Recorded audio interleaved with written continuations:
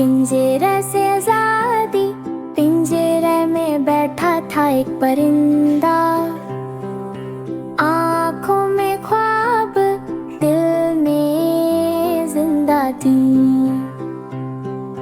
रोज खुली हवा को देखता था, पर डर से अपने पर न फैलाता था। है पिंजरा कहता यही महफूज हो, आसमां कहता आओ मेरे साथ उड़ो। दिल ने कहा बस एक कदम भर, डर ने कहा गिर गए तो, फिर परिंदे ने पर फैलाए।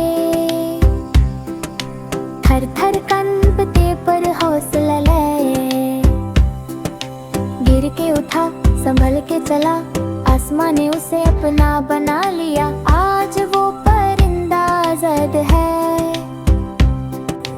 पिंजरा पीछे खुला जहां है। सीख जो डर से बाहर आता है, वो ही अपनी